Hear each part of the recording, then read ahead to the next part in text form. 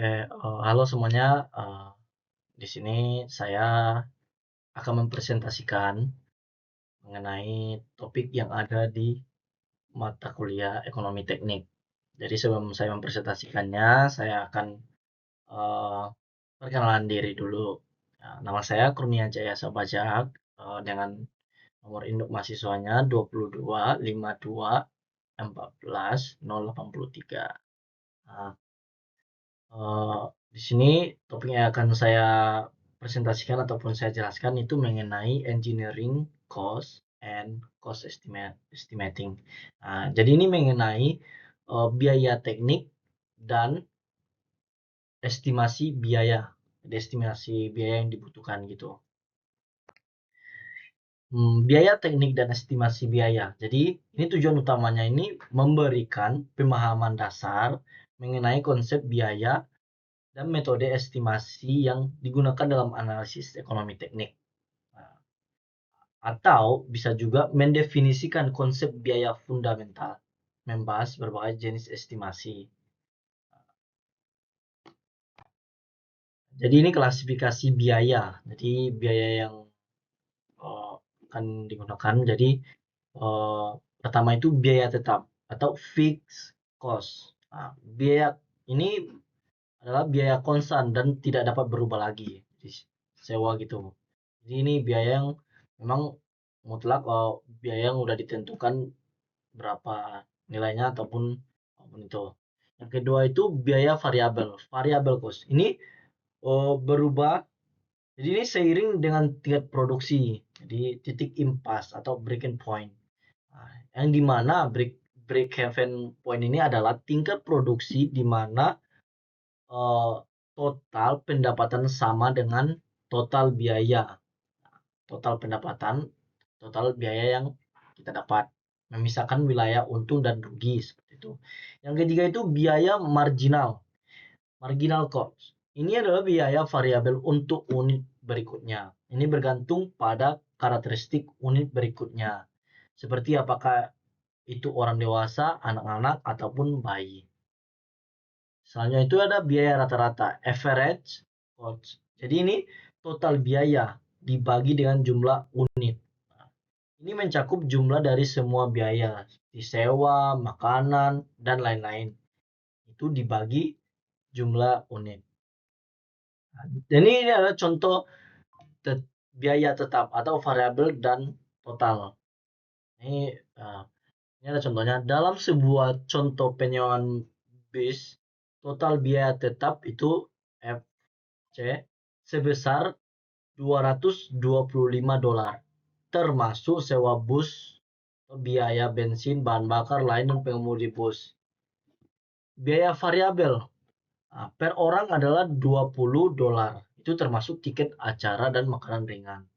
Total biaya akan meningkatkan seiring dengan jumlah orang karena adanya biaya variabel, sementara biaya tetap itu $225. Jadi di sini ada keterangannya, udah ditentukan. Jadi ada bus rental sebesar 80, gas expense, other fuels, bus driver, totalnya ini, dan event tiket. Jadi adalah total cost. Ini adalah grafik yang mengenai ini contoh biaya tetapnya. Jadi seperti ini.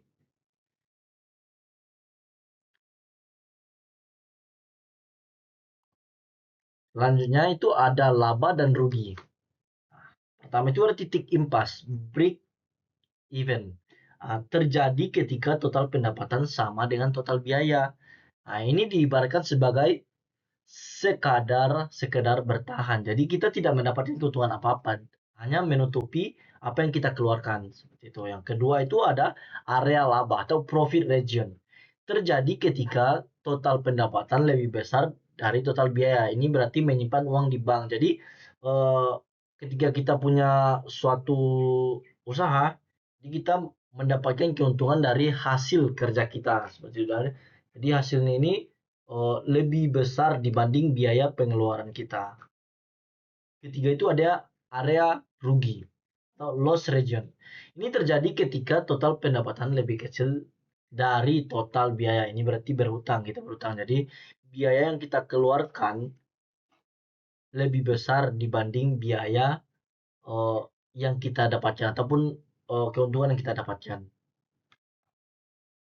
Ini contoh diagram titik impasnya. Dengan harga tiket $35 per orang, total biaya tetap $225 dan biaya variabelnya $20 per orang. Titik impas tercapai ketika ada 15 orang, di mana total pendapatan itu sekitar $525, sama dengan total biaya. Jadi ini udah sama. Dilihat dari angka pendapatan sama angka pengeluaran itu sudah sama. Jadi kita tidak mendapatkan keuntungan. Jumlah orang di bawah 15 akan menghasilkan kerugian, sementara di atas 15 akan menghasilkan keuntungan. Jadi seperti ini, ini udah keterangannya, penyelesaiannya ada ini. Kalau misalkan uh,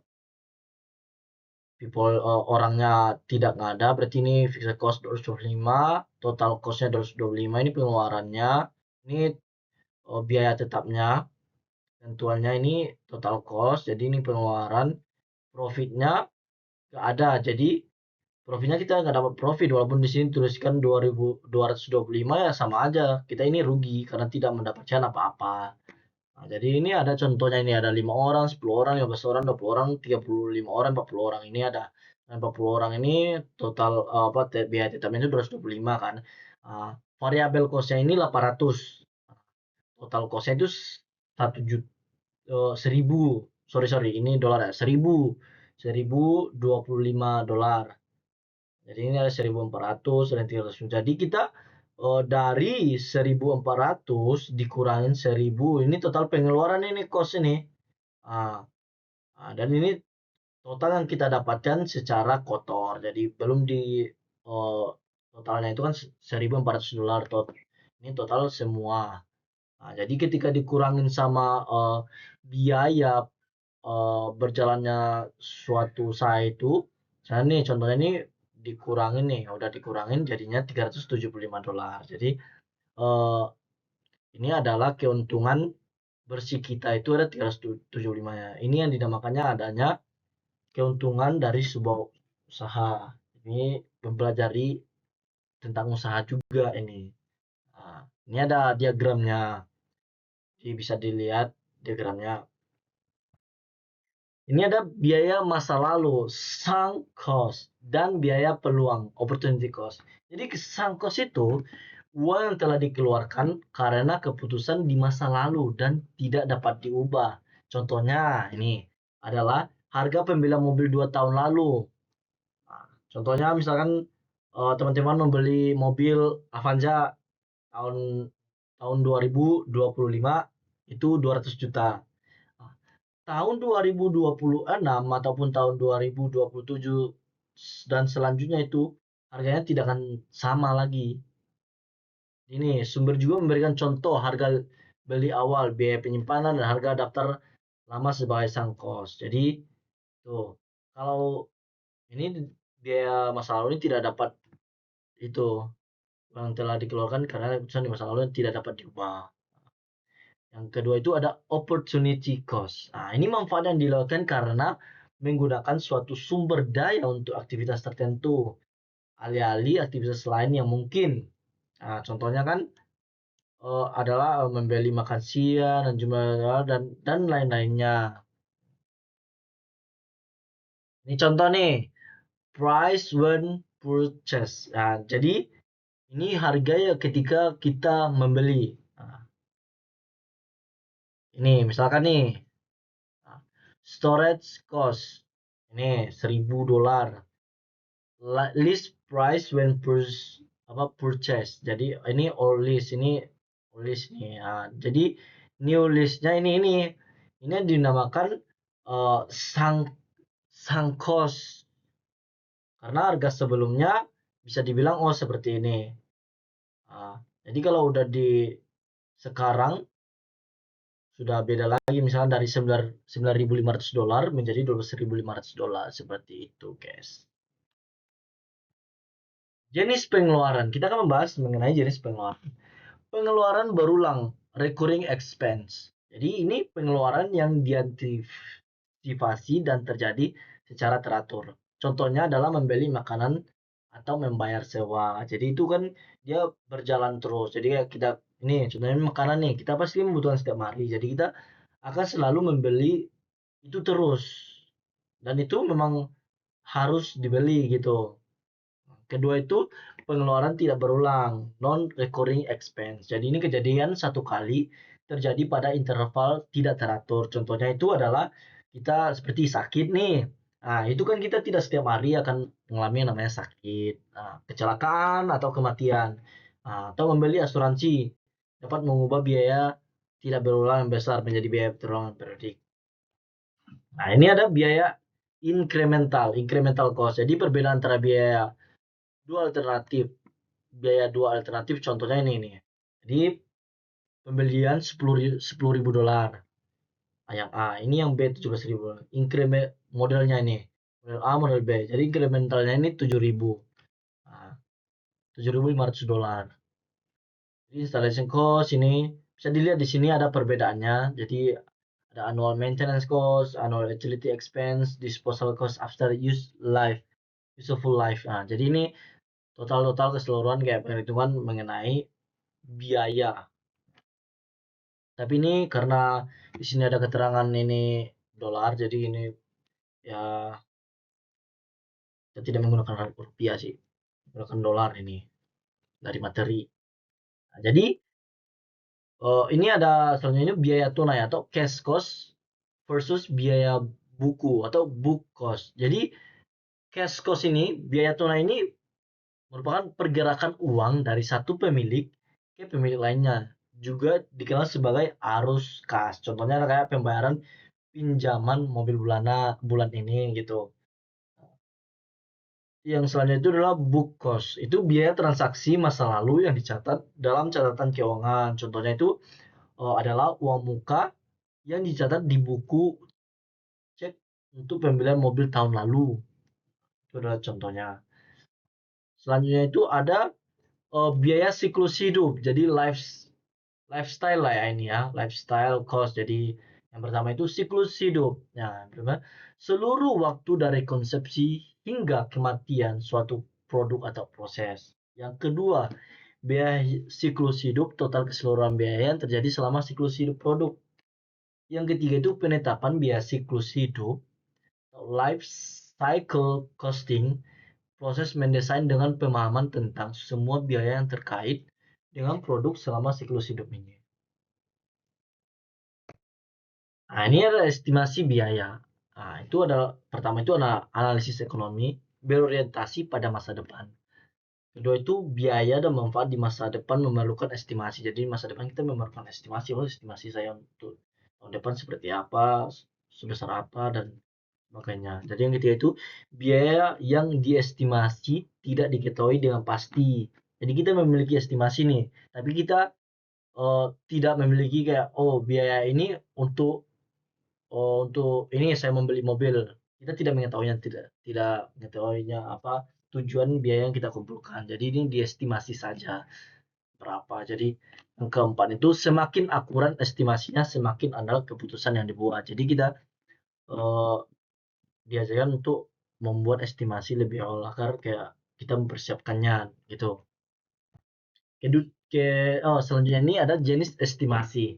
Yang pertama itu ada kasaran, rogue. Jadi estimasi tingkat awal yang tidak akurat. Jadi dengan rentang kayak minus 30% hingga atau plus 60% gitu. Nah, yang kedua itu semi detail. Semi detail itu berdasarkan catatan histori. Cukup canggih dan akurat dengan rentang minus 15% hingga plus 20%. Atau detail ini berdasarkan spesifikasi detail dan model biaya. Ini sangat akurat dan rentang minus 3% hingga plus 5%. Ini lebih akurat, sana lebih detail. Ini model estimasi. Ini adalah pertama itu per unit, itu menggunakan faktor per unit. Misalkan uh, ini harganya ini per kaki gitu persegi misalkan 5 dolar per kaki persegi atau 4 atau karyawan gitu. Kedua itu ada segmentasi. Ini membagi masalah menjadi item-item kecil. Mengintimasi setiap item dan lalu menjumlahkannya. Nah, jadi ketiga itu indeks biaya. Angka indeks berdasarkan daya historis. Kan indeks harga konsumen AS gitu. Soalnya itu skala daya, itu power sizing. Menskalakan biaya yang diketahui sebelumnya ke atas ataupun ke bawah. Terus soalnya itu triangulasi, melihat biaya dari beberapa perspektif. Atau selanjutnya itu ada kurva pembelajaran, jadi melacak peningkatan biaya dari waktu ke waktu. Jadi kita bisa melihat dengan kurva, kita bisa melihat dengan jelas, oh ini biaya yang saya keluarkan sebelumnya dan ini biaya keluar yang saya keluarkan pada saat ini. Seperti itu. Ini ada diagram arus kas atau cash flow diagram. Diagram arus kas meringkas aliran uang dari waktu ke waktu. Ini dapat dipresentasikan menggunakan spreadsheet. Nah, contohnya ini ada sini sudah ditentukan. Jadi capital cost-nya itu $80.000. Ini ODM event haul ini. Nah, ini ada totalnya. Nah, jadi ini kalau misalkan 1 tahun ini $12.000 per tahunnya, berarti $12.000. Nah, kalau 6 tahun berarti ini. Kalau 6 tahun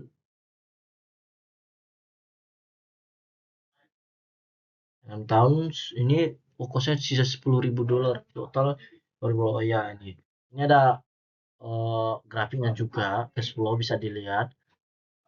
Ini ada overhaul-nya, OM-nya atau capital cost-nya ini. Ini capital cost ini modal, ini biaya ini yang kita punya tuh. Jadi mungkin ini saja video penjelasan dari saya. Mungkin ada salah, mungkin bisa diperbaiki teman-teman. Teman-teman bisa perbaiki di lewat kolom komentar. Oh begini, Bang, Mas, Kak, Adek, ini ada kesalahan gitu untuk dari penjelasannya. Ya. Terima kasih. Selamat menikmati hidup. Allah Akbar.